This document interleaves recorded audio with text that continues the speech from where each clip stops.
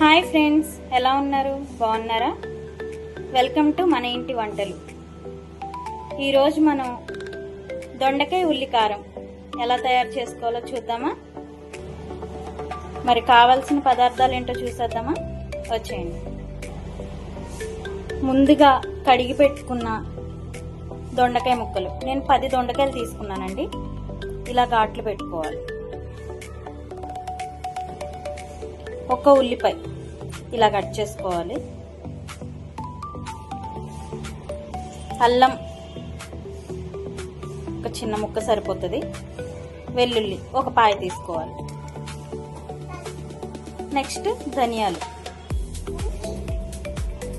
జీలకర్ర, కొంచెం మెంతులు, ఉప్పు మీ రుచికి సరిపడినంత తీసుకోండి. నేనైతే 1.5 స్పూన్ తీసుకున్నాను. కారం 1 స్పూన్ తీసుకున్నాను. ఆయిల్ 4 స్పూన్లు తీసుకున్నానండి. కొంచెం ఆయిల్ ఎక్కువే పడుతుంది దీనికి. కొత్తిమీర, కరివేపాకు. ఇప్పుడు ముందుగా స్టవ్ వెలిగించి ఆయిల్ పోసేద్దాం. ఈ ఆయిల్లో దొండకాయలు వేపుకుందాం.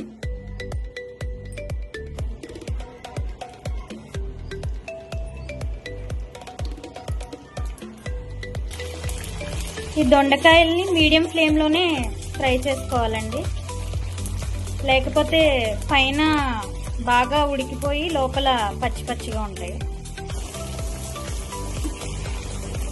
ఇలా తిప్పుకుంటూ ఫ్రై చేసుకోవాలి.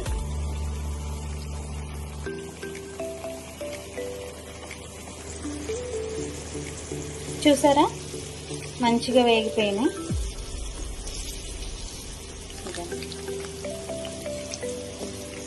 ఇంత ఆయిల్ మాకు వద్దురా బాబు అనుకుంటే స్టీమ్ కూడా చేసుకోవచ్చు. వీటిని మీ ఇష్టం. ఇప్పుడు వీటిని బౌల్లోకి తీసేసుకుందాం. చూసారు కదా, చక్కగా ఫ్రై అయిపోయినాయి. ఇప్పుడు మనం కారం తయారు చేసుకుందాం. మిక్సీ జార్ తీసుకుందాం. ముందుగా ఆనియన్స్ వేసుకుందాం. నెక్స్ట్ అల్లం వెల్లుల్లి, జీలకర్ర, మెంతులు,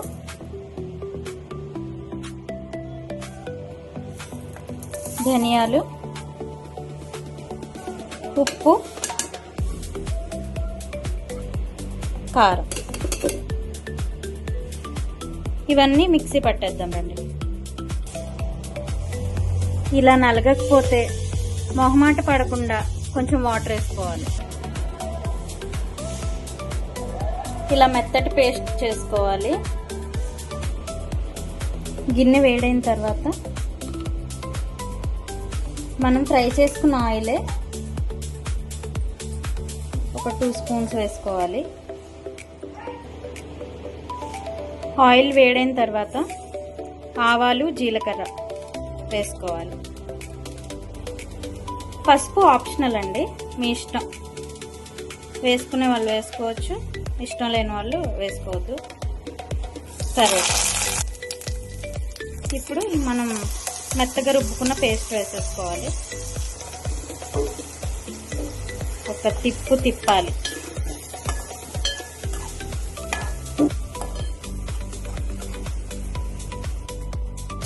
ఇది పచ్చివాసన పోయే వరకు దాన్ని అలా వదిలేయాలి.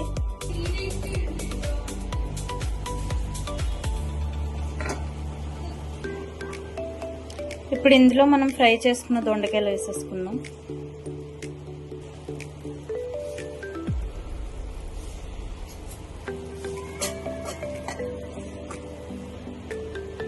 ఒక 10 మినిట్స్ దీన్ని ఇలాగే వదిలేద్దాం. దొండకాయకి మసాలా బాగా పట్టాలి కదా.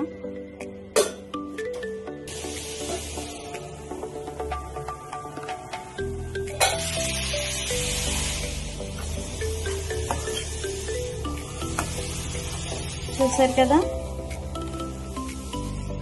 ఫైనల్ టచ్ ఇచ్చేద్దాం.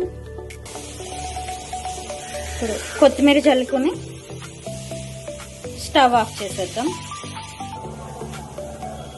అంతేనండి, ఎంతో ఈజీగా చేసుకునే దొండకాయ ఉల్లికారం రెడీ అయిపోయింది.